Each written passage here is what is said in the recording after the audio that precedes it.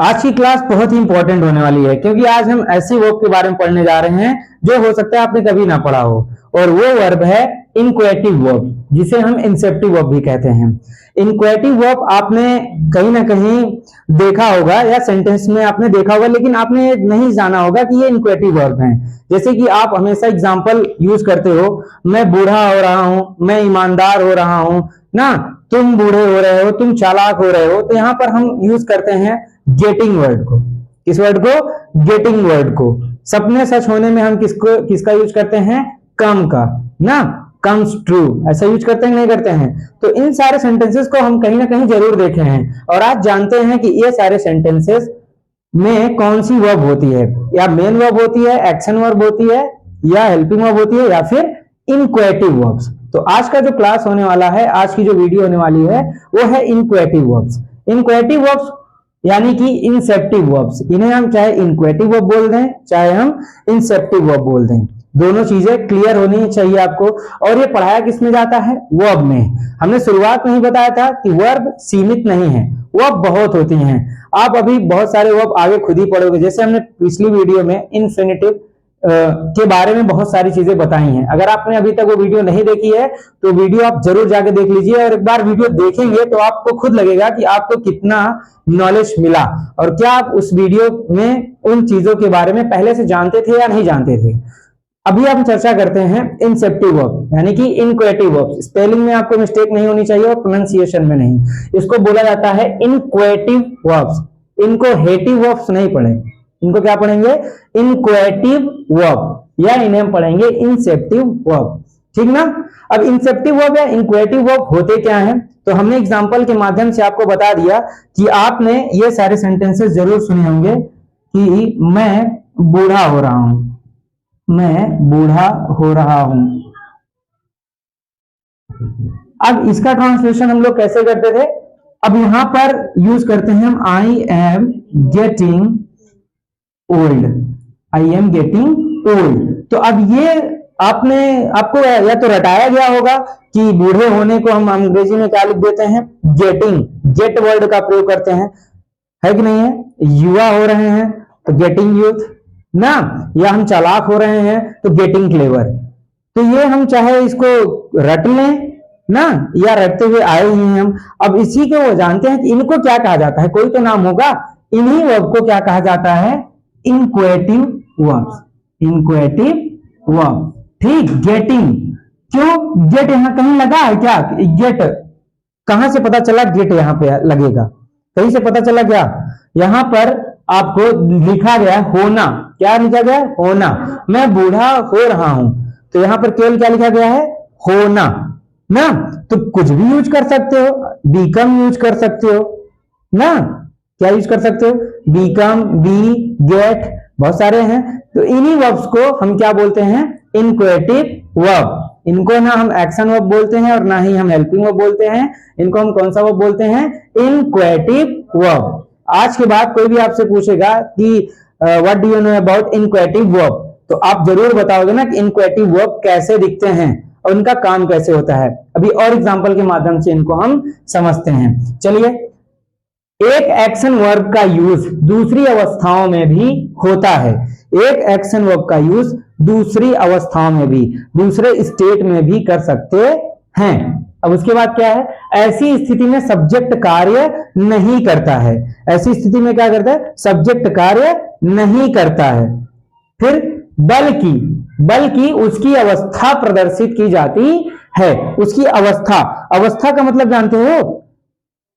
State. जैसे हमने कहा पत्तियां हरी होती हैं, तो पत्ती की क्या है? स्टेट है ना, वो अवस्था है, ठीक।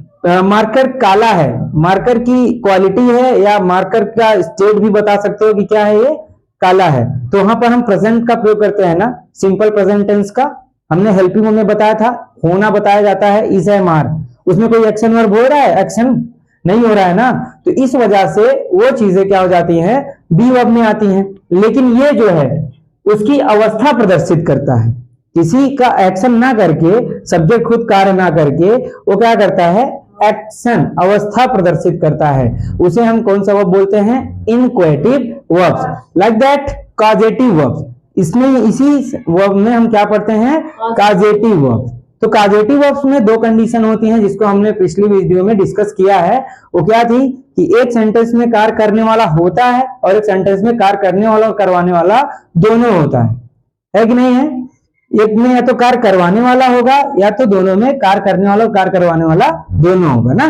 जैसे मैं हंसता हूं, वह मुझे हंसाता है, तो दोनों है, हंसने वाला और हंसाने वाला दोनों है। तो उसमें भी अलग अलग तरीके के रूल्स यूज होते हैं। और इसमें क्या है, इनक्वेटिव, ठीक ना। अभी देखते हैं वर्ब, एक्शन वर्ब और इनक्वेटिव वर्ब। कम माने ये वर्ब है, इसका मीनिंग जो होता है वो आना है, ठीक। और इनक्वेटिव का जो मीनिंग निकलने लगता है इन्हीं सब वर्ब का वो क्या निकलता है, होना। क्या निकलता है ना। कम का जो एक्शन वर्ब मीनिंग होगा वो होगा आना। क्या होगा, आना। लेकिन कम का जो इनक्वेटिव वर्ब होता है वो होना होगा। मीनिंग क्या होगा इसकी, होना। गो का जाना है लेकिन इनक्वेटिव क्या हो जाएगा, होना। इनक्वेटिव क्या हो जाएगा, होना, ठीक ना। टर्न का घूमना है तो इनक्वेटिव क्या हो जाएगा, इसका भी होना, ठीक। रन का दौड़ना है तो इनक्वेटिव वर्ब क्या हो जाएगा, इसका होना। सब में क्या दिखाता है, स्टेट दिखाता है।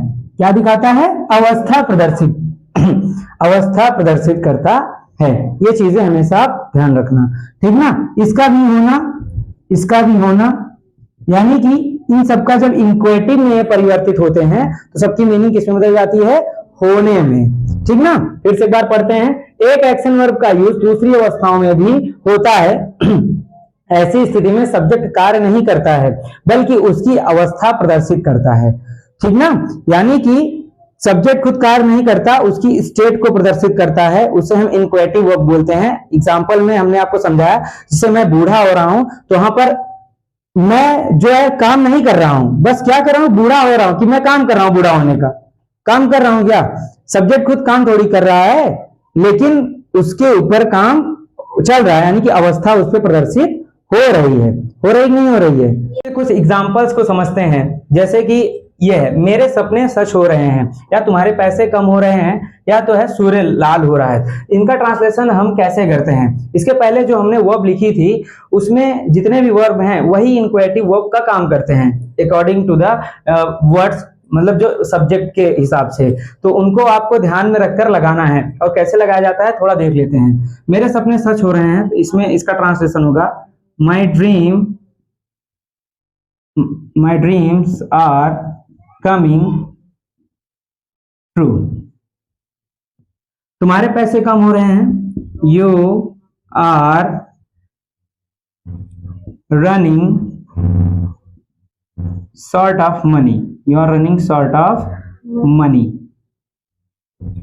सूर्य लाल हो रहा है तो the sun is turning red, the sun is turning red। तो ये हमेशा आप याद रखना कि सब में गेटिंग या सब में कमिंग या फॉलिंग सब में यूज नहीं होता है, वो अकॉर्डिंग टू द सेंटेंस आपको लगाना पड़ता है। जहां पर जिसकी जो डिमांड होती है वहां पर वही हम इनक्वेटिव वर्ब यूज करते हैं। तो यहाँ पर जितने भी वर्ब हैं ये सारे वर्ब आपके इनक्वेटिव वर्ब में आते हैं, इनक्वेटिव वर्ब में आते हैं, क्योंकि ये काम नहीं कर रहे हैं बल्कि काम की अवस्था को प्रदर्शित कर रहे हैं। जैसे कि मेरे सपने सच हो रहे हैं, तो यानी कि मैं कुछ नहीं कर रहा हूं, यानी अपने आप वो सब्जेक्ट के ऊपर प्रदर्शित हो रहा है। तो आई होप ये आपको इनक्वेटिव वर्ब समझ में आया होगा। तो मिलते हैं नेक्स्ट वीडियो में ऐसे ही धमाकेदार वीडियो में जो आपके लिए बहुत यूजफुल है। तो stay tuned for the next video.